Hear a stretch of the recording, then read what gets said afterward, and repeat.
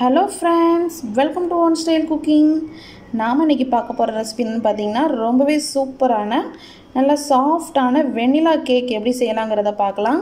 Electric Peter அது மட்டும் இல்லாம ஓவன் எதுமே இல்லாம வீட்ல இருக்க பாத்திரத்தை பயன்படுத்தி எவ்வளவு சாஃப்ட்டா மிக்ஸில செய்யலாம்ங்கறத பார்க்கலாம். வாங்க வீடியோக்குள்ள போகலாம். வீடியோக்குள்ள போறதுக்கு முன்னாடி கீழ உள்ள ரெட் கலர் subscribe பட்டனை கிளிக் பண்ணுங்க. கூடவே பக்கத்துல உள்ள பெல் ஐகானையும் கிளிக் பண்ணுங்க. அப்பதான் நான் போடுற வீடியோ எல்லாமே உடனுக்குடன் உங்களுக்கு தெரிய வரும். வாங்க இப்போ வீடியோக்குள்ள போலாம். கேக் செய்யறதுக்கு நான் இந்த பாத்திரம் எடுத்துர்க்கேன். நீங்க அலுமினியம் பாத்திரம் மட்டும் தான் எடுத்துக்கோங்க. இல்லனா கேக் உரிய தனியா ட்ரே இருக்கும். நீங்க அது கூட எடுத்துக்கலாம். இப்போ இதல உள்ள கொஞ்சம் நம்ம ஆயில் அப்ளை பண்ணிக்கலாம். ஆயில் அப்ளை பண்ணீங்கன்னா நமக்கு கேக் பேக் ஆகி எடுக்கும்போது நமக்கு ஒட்டாம வரும். இப்போ ஆயில் அப்ளை பண்ணியாச்சு. இதல கொஞ்சமா நம்ம மாவு சேர்த்துக்கலாம். மைதா மாவு, கோதுமை மாவு எந்த மாவுனாலும் சேர்த்துக்கோங்க. இத லைட்டா டஸ்ட் பண்ணி விட்டுக்கோங்க. நல்லா எல்லா இடத்துலயும் நம்ம ஆயில் தடவன எல்லா இடத்துலயும் நல்லா படுற மாதிரி நல்லா டஸ்ட் பண்ணி விட்டுக்கோங்க. இப்போ நல்லா எல்லா பக்கமும் நல்லா டஸ்ட் பண்ணி எடுத்தாச்சு பாருங்க. எக்ஸ்ட்ராவா மாவு இருந்தனா நீங்க தட்டி வெளிய எடுத்துருங்க.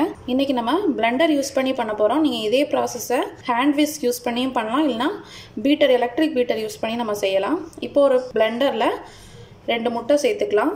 2 முட்டை சேர்த்திருக்கேன். நான் 1 கப் மாவுக்கு 2 முட்டை சேர்த்திருக்கேன்.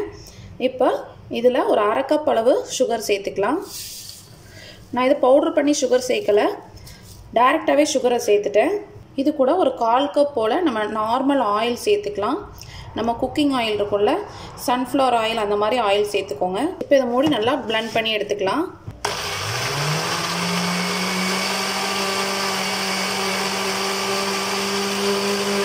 இப்போ ஒரு 2 நிமிஷமா நல்லா பீட் பண்ணி வச்சிருக்கேன். இந்த அளவுக்கு நல்லா க்ரீமியா நல்லா அடிச்சு வச்சுக்கோங்க.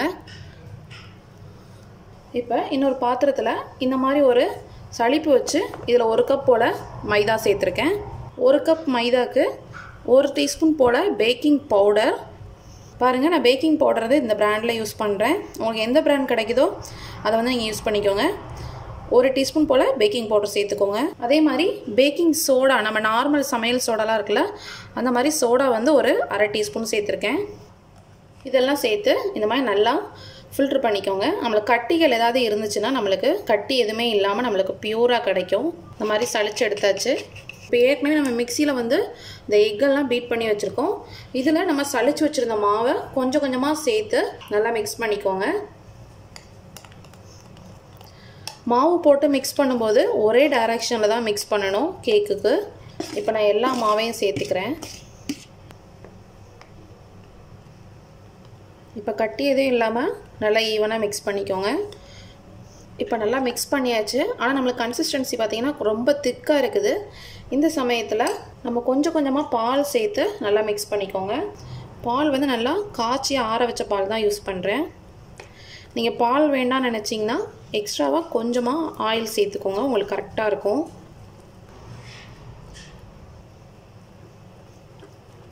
கால் கப் அளவு பால் சேர்த்திருக்கேன்.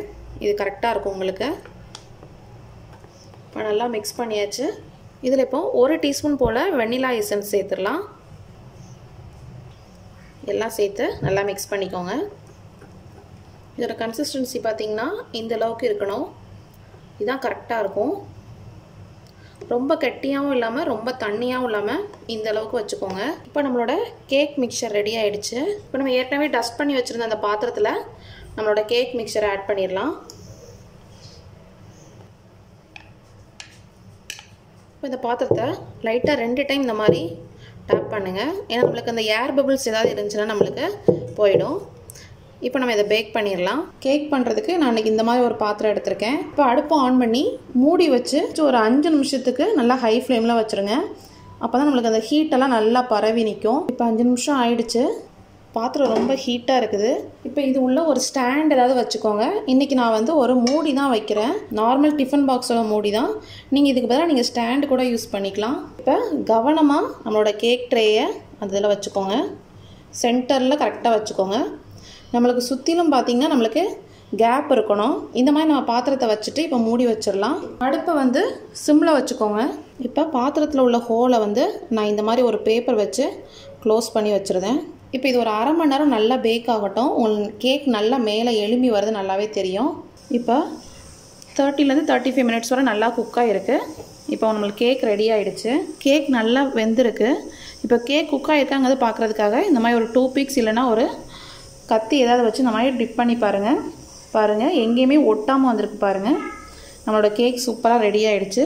கேக் வேகிற டைம் வந்து நம்ம யூஸ் பண்ணுற பாத்திரத்தை பொறுத்து ஃப்ளேமை பொறுத்து வேரி ஆகும். நீங்கள் பெரிய பாத்திரமாக எடுத்துருந்தீங்கன்னா உங்களுக்கு வந்து கேக் வேகிறதுக்கு எக்ஸ்ட்ரா டைம் எடுக்கும். இப்போ நம்ம கரெக்டாக உள்ள பாத்திரம் எடுத்ததுனால நம்மளுக்கு 30லேருந்து 35 மினிட்ஸ் ஆகிருக்கு.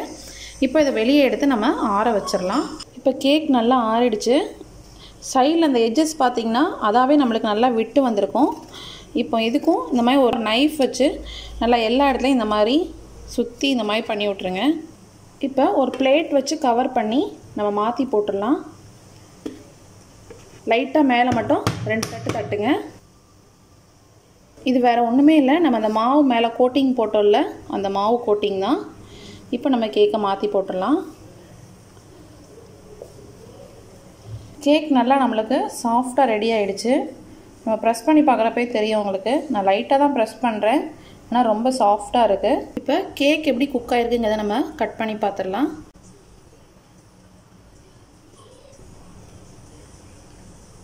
பாருங்கள் நல்லா ஸ்பாஞ்சியாக இருக்குது தெரியும் உங்களுக்கு.